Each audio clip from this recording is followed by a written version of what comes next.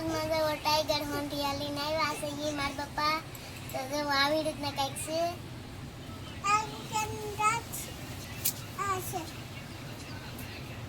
તો તમને વિડીયો બનાવે તો તમને બતાવશે મારા પપ્પા કા પપ્પા. હાલો ફેમિલી, તો આજમાં જો આપણે લઈને આવી ગયા છીએ ટાઈગર ઝીંગા ફાર્મના છે. તો ઘણા લોકોની કોમેન્ટ આવતી હોય, ફરિયાદ આવતી હોય કે ફાર્મના ઝીંગા હોય એનું કઈ રીતનું શાક બનાવવું, કઈ રીતની રેસીપી બનાવવી. તો આજના વિડીયોમાં બન્યા રહો, તમને બતાવું ફાર્મના ટાઈગર ઝીંગાની ફૂલ રેસીપી.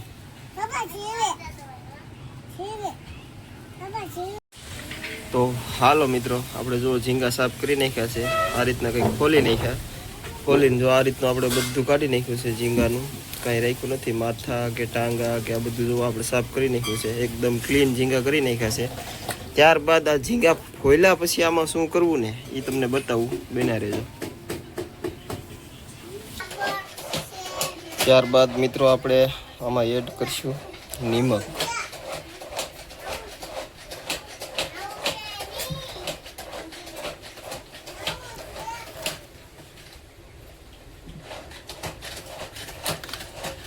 નિમક એડ કરીને આપણે આને મિક્સ કરી લેવું.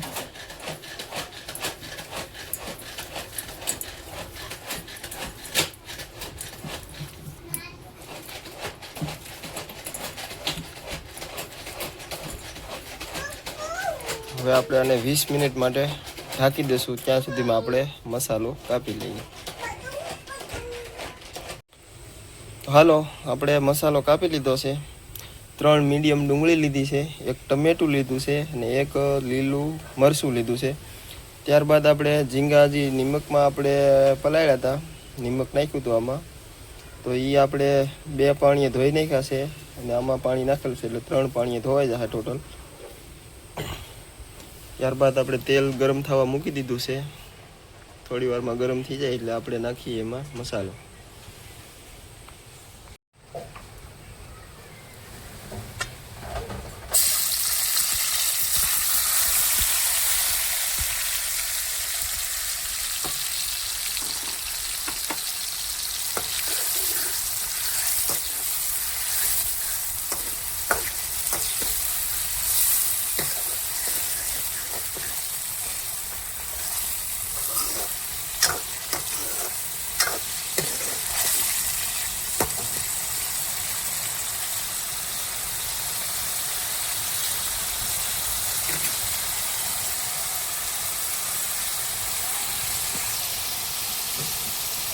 આપણે મિત્રો ગરમ મસાલો કંઈ એડ કર્યો નથી, કારણ કે ગરમીના કારણે આપણે કોઈ નવીન કે તીખા કે બાજ્યા એવું કંઈ યુઝ કર્યું નથી. ખાલી ડુંગળી, ટમેટું અને લીલું મરચું એટલી જ વસ્તુ એડ કરી છે. ચાલો આને આપણે પહેલાં પકાવી લઈએ. ત્યારબાદ આપણે થોડુંક મીઠું એડ કરીશું. જો કે આપણે ઝીંગામાં ઓલરેડી મીઠું નાખેલું હતું એટલે ઝાઝું નાખવાની કંઈ જરૂર નથી. તો આ ડુંગળી અને મસાલો બેળવવા માટે થોડુંક નાખવું પડે.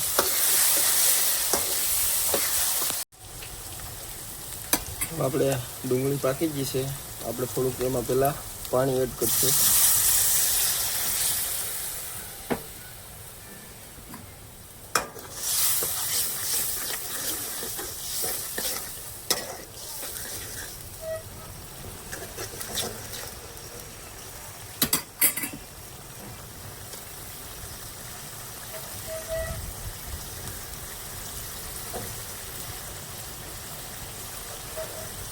ત્યારબાદ હળદી પાવડર યુઝ કરશું, ધાણા જીરું. આપણે ગ્રેવીવાળા ઝીંગા બનાવવાના છે એટલે 3 ચમચી ધાણા જીરું એડ કરીશું.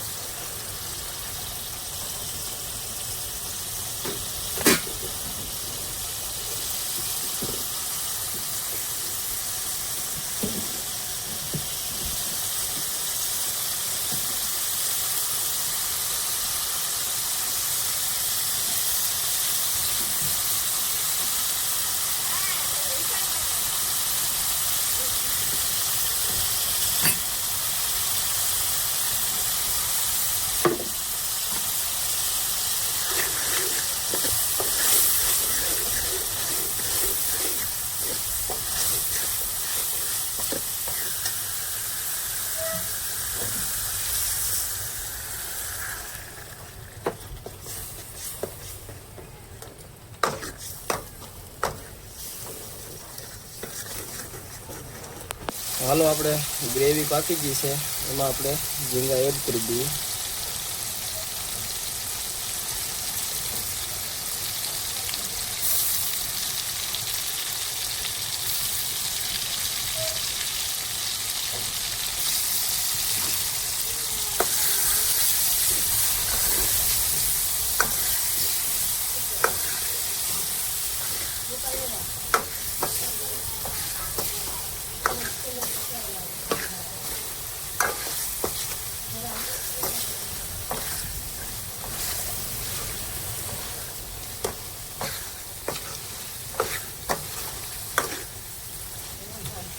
ત્યારબાદ મિત્રો આપણે ઝાઝુ નહીં, એક થોડુંક પાણી એડ કરશું. બોલે તો એટલું જ પાણી એડ કરવાનું છે.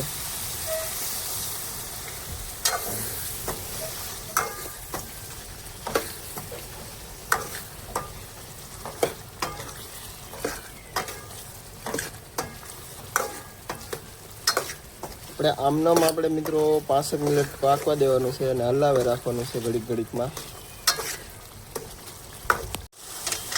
જુઓ મિત્રો, આપણે જે 1 ચમચો પાણી નાખ્યું હતું એમાં ને એમાં હજી પાકે છે. લગભગ 5 થી 7 મિનિટ જેવું થઈ ગયું છે. આ ઝીંગા એનું ને એનું હજી પાણી છોડે ને એમાં ને એમાં હજી આપણે પાકવા દીધા છે. પાણી નાખ્યું નથી, હજી આપણે ઘડીક વાર પાકવા દઈશું. ત્યારબાદ આપણે બતાવીશું આગળ. જુઓ મિત્રો, હવે આમાં જે પાણી ઝીંગાનું હતું ને એ બધું બળી ગયું છે. લગભગ આપણે 10 થી 12 મિનિટ આમને પકાવ્યું છે. હવે તમને જુઓ ઘડીક વાર થાય ને તો આગળ તેલ પણ જુઓ છૂટું પડવા માંડ્યું છે. ગ્રેવી પણ મસ્ત પાકી ગઈ છે. હવે આપણે જેટલો રસો કરવો હોય એને માનો કે આપણે જેટલા ડીશ બનાવવું હોય એ પ્રમાણે આપણે રસો જો ખાતા હોય તો આપણે પાણી એડ કરવું પડે. બાકી જો રસાવાળું ન ખાતા હોય તો આ આપણે ઓલરેડી પાકી જ ગયું છે, કમ્પ્લીટ પરફેક્ટ બની ગયું છે.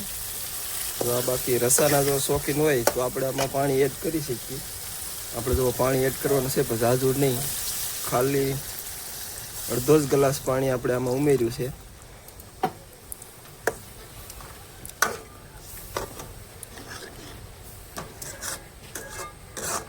આપણે રસો કરવા માટે ખાલી અડધો ગ્લાસ પાણીનો યુઝ કર્યો છે. હવે આપણે એને ઘડીક વાર પાકવા દેવું, પછી ઉતારી લઈશું. તો હાલો મિત્રો, આજમાં આપણે ગ્રેવીવાળા ઝીંગા થઈ ગયા છે કમ્પ્લીટ. તમને આજનો વિડીયો કેવો લાગ્યો જરાક કોમેન્ટ કરી દેજો. રેસીપી કેવી લાગી જરાક કોમેન્ટમાં જણાવી દેજો. તો વિડીયો સારો લાગ્યો હોય એક લાઇક કરતા જાજો, એક નાનકડી એવી કમેન્ટ કરતા જાજો, અને ચેનલમાં પહેલી વાર આવ્યા હોય તો ખાસ કરીને સબસ્ક્રાઈબ કરવાનું ભૂલતા નહીં. બાકી તો મળશું એક આવા નવા બીજા વિડીયો સાથે.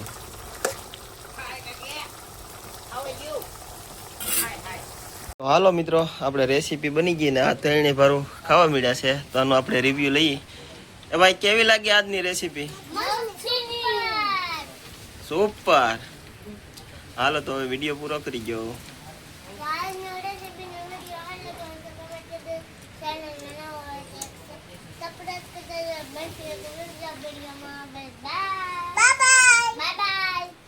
Bye bye.